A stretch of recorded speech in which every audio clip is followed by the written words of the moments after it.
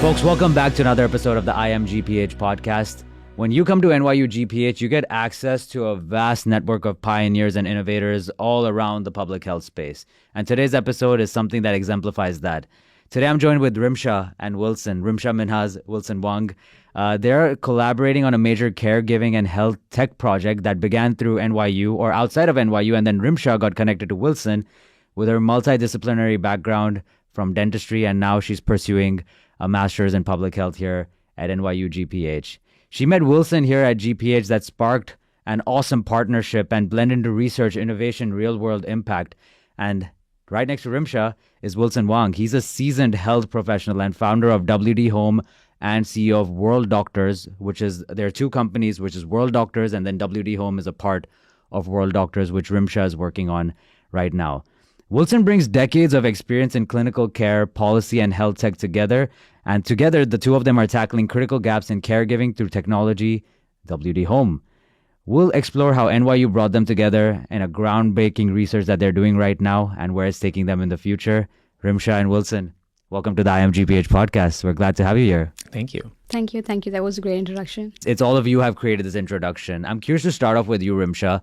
What got you to GPH? Tell us about your path. How did you even come here? There's been a long journey, and we're curious to know what got you here. Yeah, so I was always interested in public health right from dental school because when I was pursuing dentistry, we had a subject called public health dentistry through which we could go to rural areas around South India and we could treat people in schools or in community setup. So I came from Kuwait and it was like a huge culture shock for me because I had seen India through movies and books and I had a different vision. And as me and my friends as providers, I just was not comfortable seeing that huge gap because people who would come to the hospital were totally different and from a different economic strata.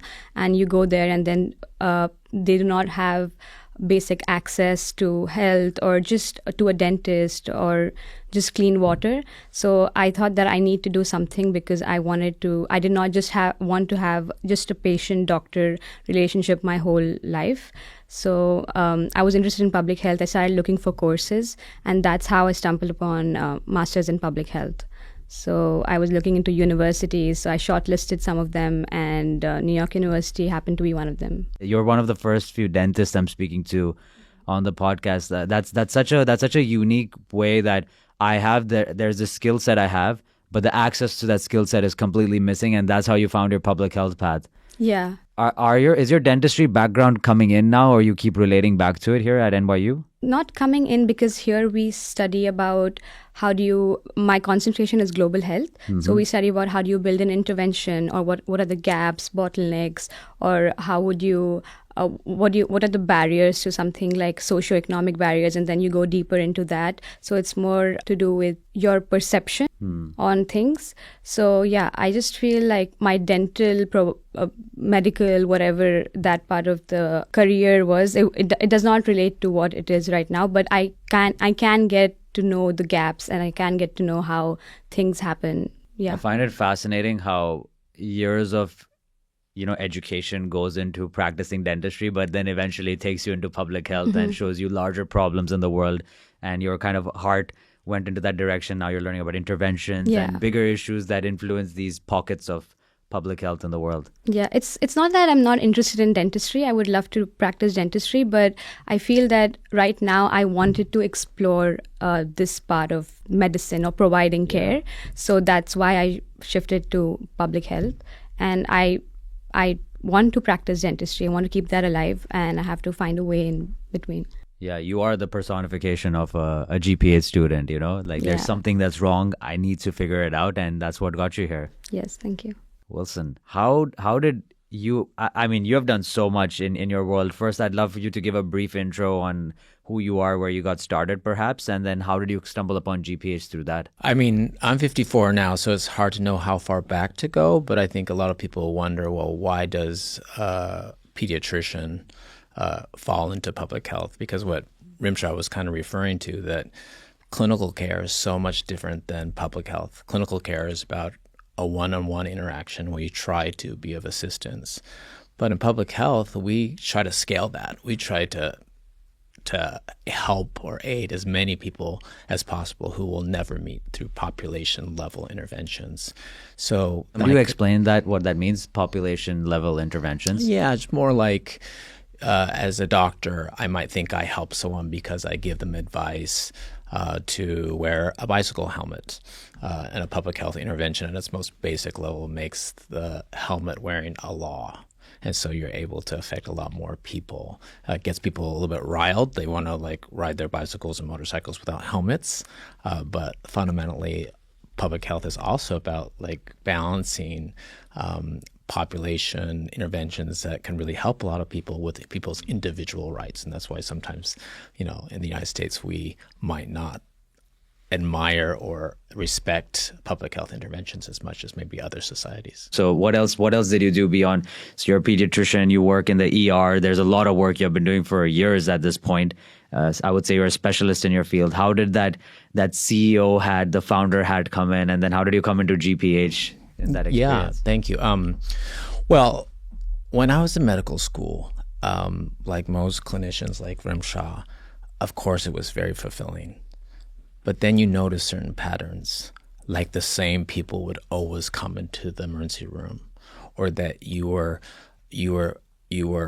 doing something which in your inside make you think, okay, I may be helping, but this person has so many other issues that transcend a clinical problem. So between my third and fourth year, I just decided to act on it. I said, it's not enough. So I was able to go to UC Berkeley, which has a public health school. And before I started, I didn't know anything. I thought public health, immunizations or something like that. But what I learned at Berkeley was that public health was social justice. Public health was equal access of populations to resources that would keep them healthy. What I kind of knew as a privileged Asian American, like it's about having a home over your head, a neighborhood that's safe, some good foods, opportunities for education.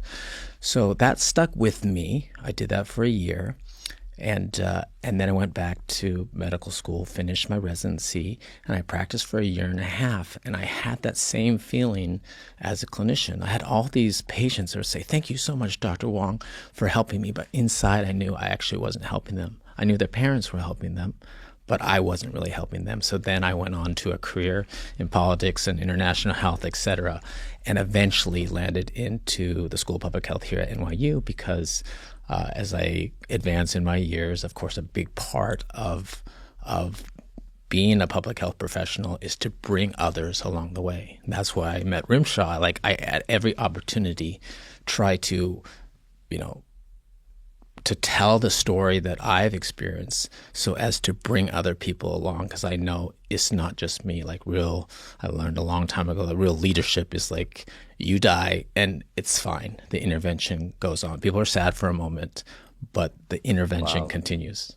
It feels like there is a similarity in some way. There's like, what? I need to figure this out, and then is it Dr. Wang is okay? Or yeah. Wang. Dr. Wang has a similar journey where like something is off about this. I need to figure it out. And same for you. Something is off about this. I need to figure it out. So I'm curious. You mentioned how you met Rimsha, but how did this meeting happen? I'd love to hear from your side, Rimsha. How did you connect with Dr. Wang? Okay, so I have a story for this because when I was applying for the schools for public health, there were many schools in the picture, and NYU was conducting few webinars with staff. So I was a part of those webinars. I participated in those. It was through Zoom, I guess. So yeah. So Dr. Wang was talking about his Liberia and Rwanda mission through IRC, and he spoke about how he battled with the Ebola pandemic at that time, the Ebola outbreak that happened, and he built this protocol and all of that. And then there was this moment where they were just standing there, and then they had to be sprayed with something, and then they were tested if they had Ebola or not, and so you were dead or not dead. So for me at that time, I was doing my outreach programs. It was, the amount of dedication that was shocking to me, and I was like, I was The first time I met Dr. Wang, he was my professor in my first semester in a course called Data-Driven Decision Making. So I was like very excited because I was going to be taught by this amazing professor. So I came in and I was actually very nervous. I never went up to him and I spoke to him. There was something during the course that I wanted clarifications with. So I sent him an email asking for some details. So he asked me to come meet him. So that's when I went and I spoke to Dr. Wang, and then we had a conversation, and that's how things started. What is before I get into this awesome connection and where it took you later on, what is outreach program? Outreach program is when you know that a certain community or a certain area in a village or a town, they do not have access to a dentist, or they do not have access to screening for pregnant women, something like that. So you build a team and you go to that place and you set up a clinic sort of in a school or in a small area where a religious setup, like a temple or something. You set up a whole system where you get your instruments, you get all the screening things. You go there with your you go there in your dental vans, and you just provide them with basic care like scaling, cleaning teeth, or fillings or extractions for people who can't afford for free. So we as we finished our dental school, we had to do a 1-year internship. That's when we were like fully trained, so we could go and do the basic dental procedures. And then you got to hear about his experience on the webinar as well. Yeah. So I'd love to know, where did that take you? That one email. So obviously it was like, Professor, I have a question. Yeah. It starts over there. And then where did that take you? How did you end up where you are right now working with Dr. Wang? The email was about a story, the story of Danielle. It was about a kid in Rwanda or Liberia? Actually, Liberia. Yeah, Liberia. Nice. So I was really inspired by Dr. Wang's response to that story, and then ultimately that kid died. So it really moved me. So I wanted to know more about that entire story. So I wanted to go and talk to him about it. So we spoke, and then it was just a good conversation. And after that, I heard from Dr. Wang's that he was starting this older person care management through WD Home. So just 2 weeks before, my grandmom had passed away. And I just felt that, okay, something seems to be in place. I don't know. I was grieving that time, and I saw this email, and I went and met him, and then he told me that he's starting this thing for old people, and I just wanted to be a part of it. And we went to North Carolina after that. It was an implementation product. He had built this this app that was about care management for caregivers. So yeah, it just happened that way. Could you explain what an implementation product is for those that don't know? An implementation product is something. So we have a plan on how things could be better at one place. So we build something so that their life is easier. So your daily activities are easy. So the product that we built was an app. This in some other settings could be something else too. But since we deal, WD Home is a app and health tech company. So this was an app, and it was for the caregivers. And we went there, and then it was it was a basic thing how doctors and nurses have the opportunity, and they have the skill set to chart their daily chores or their diagnosis. Caregivers don't have that. So there was this huge gap. So they don't record what they see every day. So that's a huge gap, right? So we need to know what's happening. They are taking care of old people who are probably in their 80s and 90s, and then you don't know what's happening with them. You don't know what food is fed. You don't know how easy it is for them to access or have access to a washroom or toilet, or have food. So this app was just built for caregivers to chart their daily routine with each individual in a resident or an assisted living. So yeah, so we went there, and then we asked the caregivers to use the app, and then we saw if it was helpful or not for them. So we were testing that thing. So that's how we implemented this system into a final product over time. Yeah. So Dr. Wang, Rimsha sounds brilliant with everything, the whole story that's taken her over here. I'm curious to know for you, what was it from your perspective, a student that was in my class and then connecting and like collaborating on a project? How did that come to life for you with Rimsha? Yeah, I mean, Rimsha has like a nice balance that many students have of kind of a respectful aggression. Nice. Like that in American culture works. And at NYU, there are a lot of students that come from abroad, and they have to understand that when I've gotten the job of my dreams, it's because I knocked on the door without an appointment of the person I wanted to work for, right? There are certain levels of that, but Rimsha did it in her way, that she had a question that was natural for in a class that I was teaching, and then we had a conversation. From that conversation, I could tell that Rimsha was bright, and I'm selfish. I want people to help me at any turn for free. When we go on projects, of course, I pay her per diem. But yeah, she's learning. She's volunteering. She's working all those together, and so I had a project. First, actually, it was an unsuccessful project where I tried to connect her to a job with the IRC, International Rescue Committee, that gave me my first start in public health. But it didn't work out. But then through that interaction again, I realized that, hey, this person can learn a lot, but also can help me a lot. So I had this project that was about to happen that was over a year in the making. I would say a year plus 20, right? A year to do the thing, and then maybe 20 years to have the background and experience to actually deliver it. And so that was the implementation in North Carolina. And then you're a project manager now at WD Home. How did that happen for Rimsha? Like, when did Rimsha transition into this project manager role? You're still in school at the time we're recording this video in 2025. You're going to graduate this semester. So how did that whole thing start for Rimsha? Yeah, I mean, when you're in a startup, you're the project manager, you're the COO, you can be the co-founder. A lot of it's titles, but basically Rimsha is kind of my left-hand woman, where she'll help me with the things I need to be helped with. You know, I also very cognizant of the types of skills or opportunities that might be meaningful to someone who's young in their career. And so I want her to be a project manager because I think it's actually one of the number one skills that can be taught at a school of public health. Like, how do you deliver on a promise, and how do you measure that promise was fulfilled?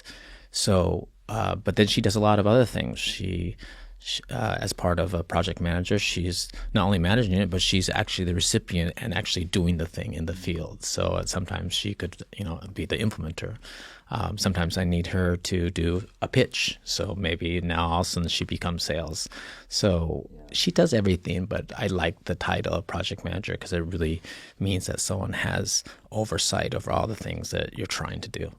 Yeah, sometimes you need her to talk on a podcast as well. Yeah, and she has no ability to say no. See, that really encapsulates what you're doing in the word project manager, because that word is so vague, right? A lot of students as well have been offered that role at different companies, but this is what, in the world of public health, it really means you got to be doing a lot of things, unless it's a very specific company with a specific title. So that's I'm so glad that this connection happened, and the way it happened as well, a webinar, a class, and then boom, something flourishes out of that. I want to go a little bit into the company and the work it does. So the first question I had for those of you for the people that are finding out about WD Home for the first time, what is this? Why is there an opportunity in the market? What is the reason for this company even coming to life? You both can like popcorn style this as well.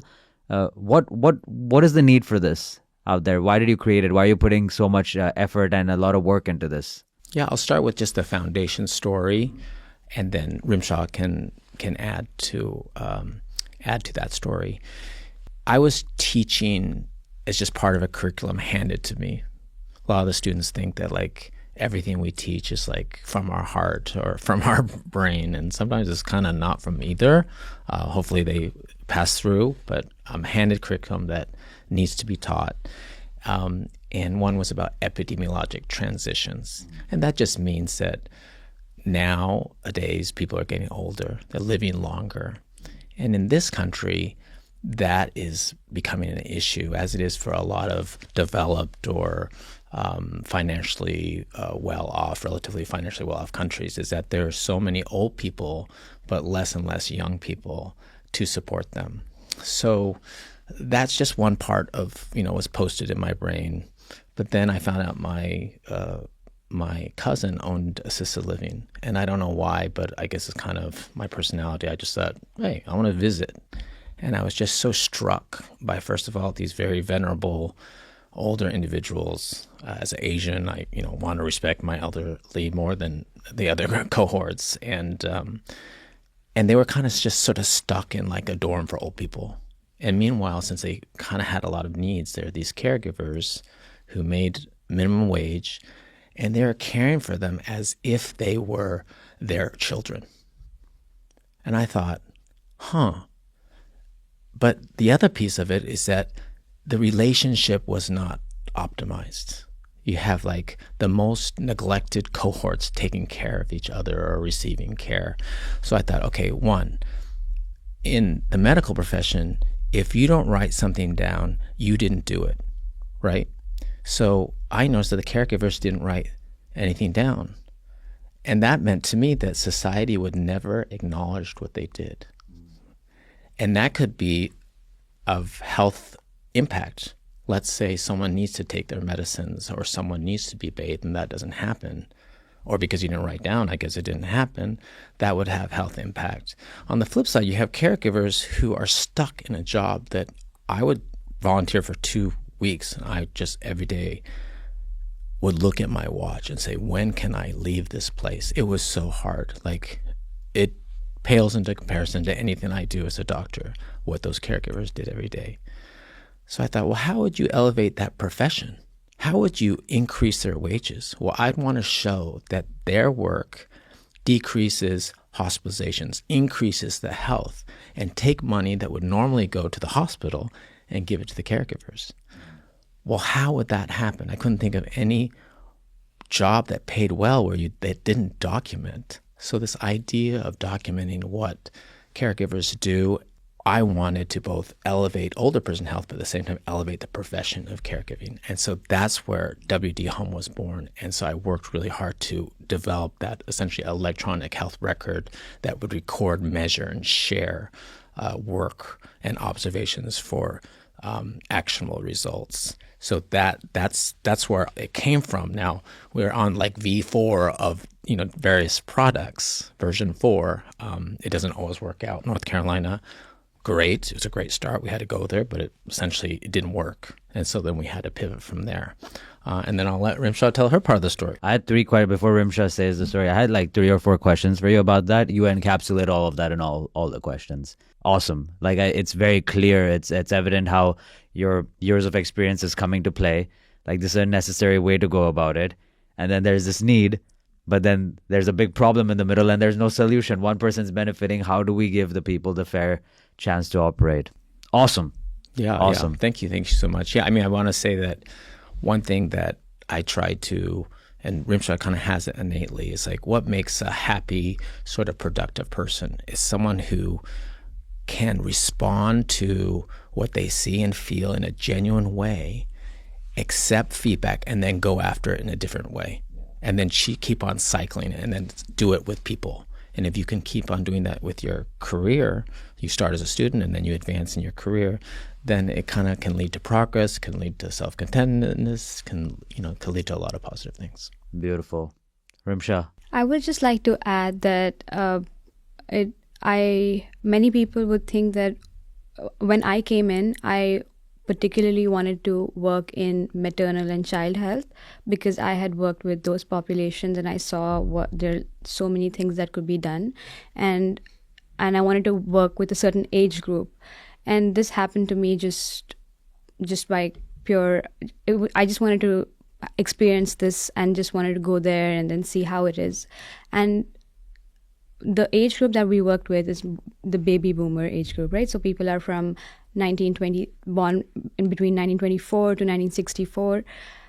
So when I went and interacted with these old people, the only thing that I noticed is they just want someone to talk to them. They just want someone to be there when they're having their lunch. So and they were lonely. They didn't have anybody around them, and they just wanted to talk to their kids. So I thought that there were so many things. There was mental health. There was just their physical health deteriorating. How would you try to make their lives better? How would you try to give them a respectful life? They just want to live happily. They just want to be around their kids. And with today's lifestyle, the kids can't be around them because they're just busy with their lives.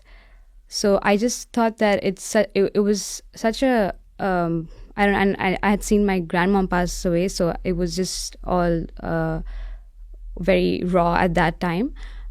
When we went there and we interacted with the caregivers and with the old people, and we saw what this app could do and how it could just improve their basic livelihood, I just wanted to immediately be a part of this forever.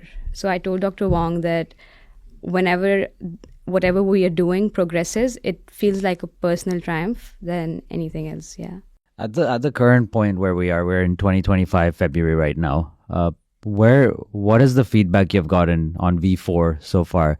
What's happening out there? How are you seeing the caregivers change and react to this software or this technology? I think for now, the successful project that's running, that's in Los Angeles, and it's the medication part of the app that's working. So the time to chart that was required before was almost 3 to 4 hours after your day ends. So the caregivers would sit down and then chart what medications were taken by each resident every day. So that would take a lot of time. So now with our app, it just takes them 5 to 10 seconds to just chart for each person, and instantly. So the caregivers don't miss out on anything. So there is no information that is like lost. And then through that, we can understand what drugs or what medications are being are being taken a lot or are not being taken, and what's causing them to feel that way, or why is their mood fluctuating, and what are the contraindications that are being seen. Yeah, I'm so glad you mentioned that, because I was like, I didn't teach you well or model well if you didn't mention that second part. We don't really care about the medication management system. I mean, I think it's cool that it works and it makes us money, but that's not public health. That's like being part of the machine. What we cared about is that when we set up the medication management system, that we could see that 40% of the content of the medicines were wrong. So an older person taking daily ibuprofen, that over time will cause an upper GI bleed, or someone with dementia taking an anti-dementia drug that's extremely expensive, or an older person on 2 antidepressants, or daily Ambien. To look at these lists was like, it made you mad. So then we develop a systematic approach, since we have access to all these medications, to use like algorithms, statistics that we learn at this school, to then say, okay, against established protocols for management of XY conditions, what is the actual protocol and what is being violated and what should be there instead. And we can then produce reports for the families, for the assisted living, for insurance companies, and say like, okay, there's not a correct treatment of the diagnoses, but based on this other app. So again, this idea of feedback. Okay, we start with one thing, where the medication management system worked, but then we want to then take the next step to say, what is the really thing we cared about in this whole thing? We care about old people. We care about old people because we're going to become old, and because they are our parents, they're our grandparents. And so I'm very glad that you mentioned that piece. It's what I care about. This is awesome. Where do you see this going? So in the perfect vision for this company, and obviously perfection keeps changing, right? As you're discovering more information in this process, from what I'm discovering, talking to the two of you, where do both of you see this going? What is the ultimate goal for this, or what would be like a wow factor that, yes, this is what we wanted. What do you think it is for both of you? For me, I think it would be most people knowing about this app and this technology, and like how we have social media, like how we have Instagram or things like that. Most people who have grandparents, who have parents at home, they have this app and they use it on a regular basis. So I think that would be success for me for this app and the company. It's hard to know where, like, one thing that's kind of fun is that just yesterday, we released our first app directly to the consumer, right? Before we were B2B, like business to business. We're going after pharmacies that provide medicines to assisted living or large assisted living. But 25 million older people in this country have like severe or significant support needs. They need help going to the bathroom, eating, taking a shower. My mom, she's really with it, but her knees are really bad and she needs someone to help her out of bed, or if she falls, most of that care is not happening in assisted living because assisted living is too expensive. Even the cheapest one is $5,000 a month. That's $60,000 a year. The average American only has $10,000 in savings, so the math doesn't work out. So most families are taking care of their parents at home, which in a way is good, but they don't have a way to manage. And so we have a new app that contains the medication administration review system, management system, but incorporates other elements. First, the ability to expand caregivers to all the people in your family, your brother, your sister, some paid caregiver, but also then it lists out, because there's a diversity of older people, what their needs are, like that allows you to prioritize. So maybe my mom doesn't need help with toileting, but she needs help with her medications. So then there'll be a visual signal that says, okay, time to give the medications. And the person that happens to be with her will click that panel and see, okay, she needs to get these two medicines, one for blood pressure, one for movement, and give it. And when it's given, the people who are part of this network can see on the activity feed that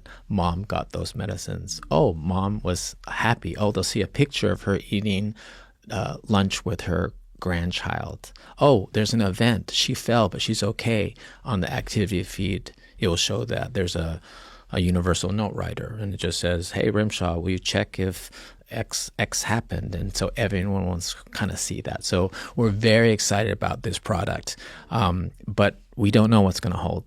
Every founder thinks they came up with the best possible thing, and statistically they did not, or that thing was not taken up. So we'll see. But I do like this one. The other stuff we love, but we're like, nah, it probably won't work. This one kind of like we love and like, I think it might work. I think it might work too.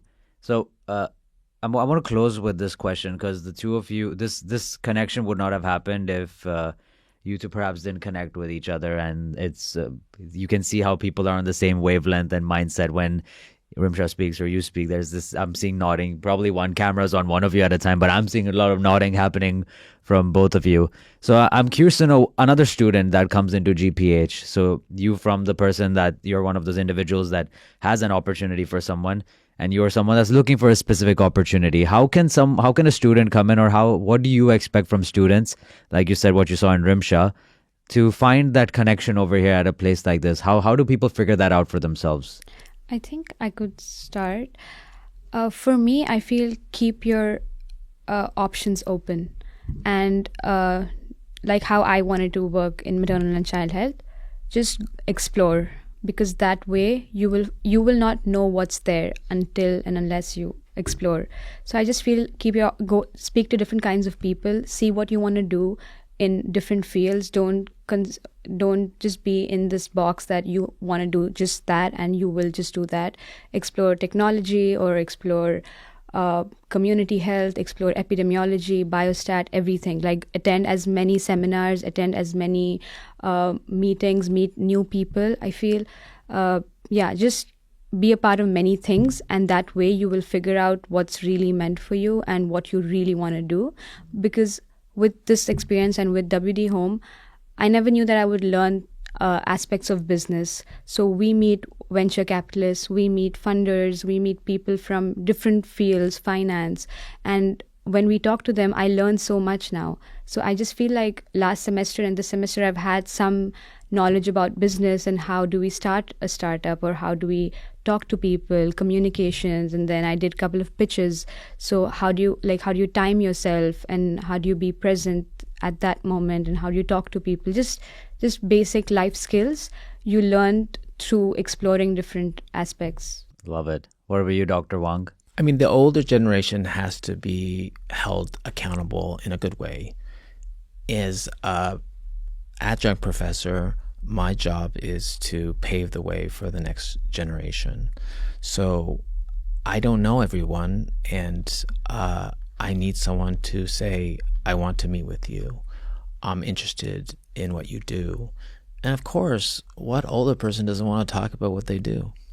And then the next step will be the younger person will say, well, if there's any activity or any type of opportunity, I'd love to participate. And that's when that student has to have done their job. Because, of course, I'm not going to call Rimsha if I think she's going to be a drag, right? I'm not a charity. I need to get stuff done. So if the student is prepped and they have sufficient skills, social skills, management skills, the potential for skills, then I'd be dumb not to bring them on. And that really has been the pattern. Not only Rimsha, I've probably worked with over 15 students. I've been to Senegal twice with a group of students, and those are all students that always come up to me. I would say in 50% of the time, it didn't work out after, because maybe of me or maybe because of just the chemistry.